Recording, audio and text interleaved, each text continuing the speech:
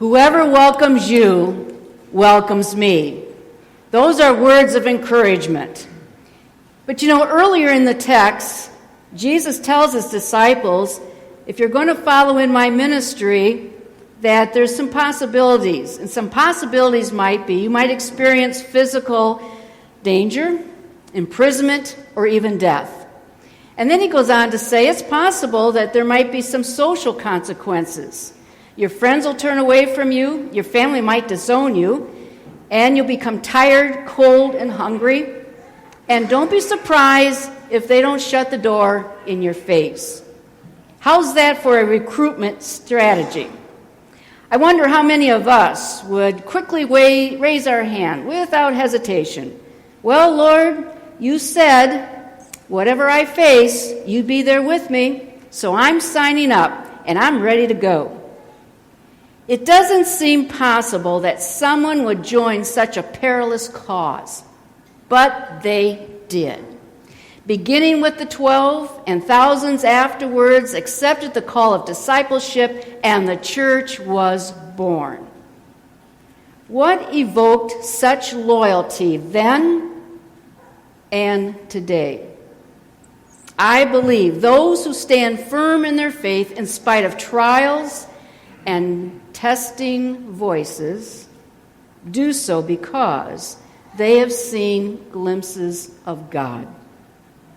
Glimpses of God that told them that they were loved and cherished by their Creator. Glimpses of God that they have discovered that this life is not the end. Glimpses of God where they trusted when they didn't know the way or the direction, they trusted in His direction and way. Glimpses of God comes to us in many ways. God's Spirit opens our eyes to see Him in the wonders of creation.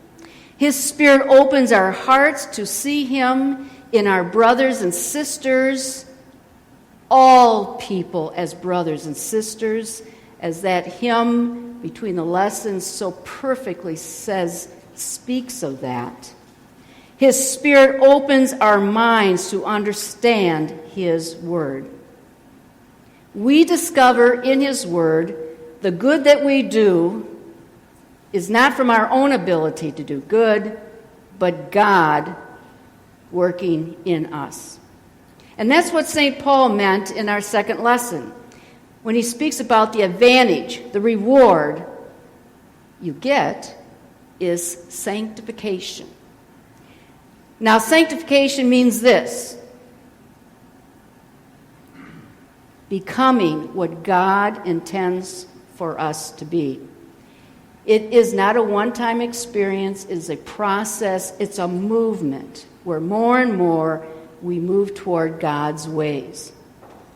Paul never forgot that every time he met a stranger, God would use him to give that person a glimpse of Him. And that is not egotism. Rather, the opposite. It's humbling ourselves to point that God's love can shine through us. Biblically, to be humble does not mean to be quiet or shy or unassuming. In fact, in that definition is a character of boldness. The boldness comes not from self-confidence. Rather, it comes from being completely confident in God. To be humble before God means that we accept with certainty that God can do in us what we could not do on our own. It takes humility to love your enemy, and that is a boldness we could never do on our own. It takes humility to forgive someone who's hurt us. It takes humility to share your faith, yet it's a boldness we could never do on our own. It takes humility to face death and not be afraid, yet that's a boldness we could never do on our own. When we place ourselves in God's hand, trusting His faithfulness to us, others are going to see God's love alive and working, a glimpse of God. And we've all witnessed that many times. I can't tell you how many times people have shared with me how people within the church family have touched their lives.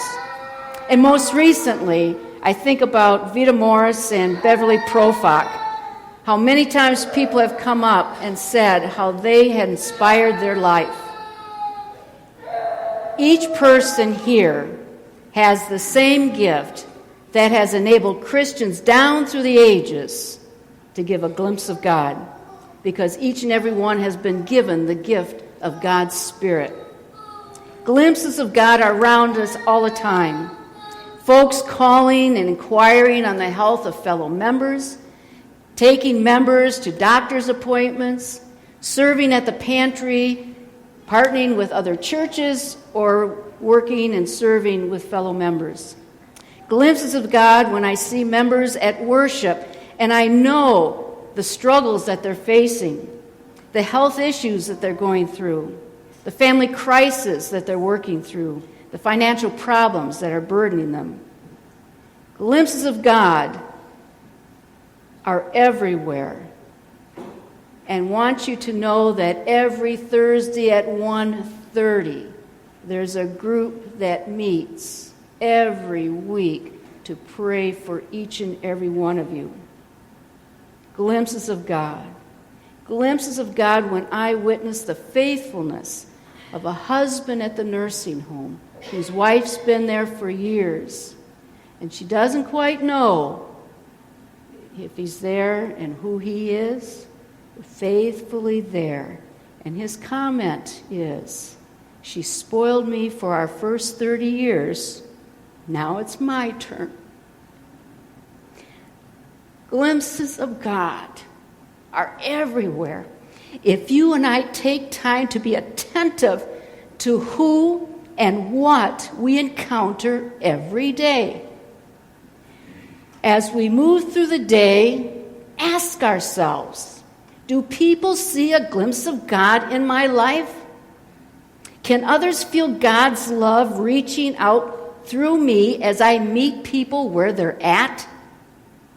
Do others experience God's grace and forgiveness through my words?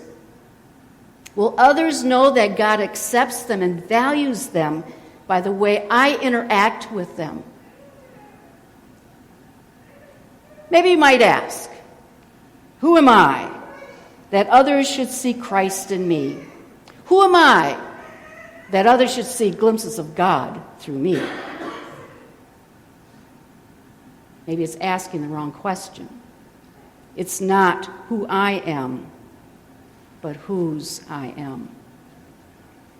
Have you ever comment or have someone comment on you? You look at a father and son or a mother and daughter, and looking at them, you comment, "Looking at you, there can be no doubt you're related." Well, that's exactly what we want people to say about us.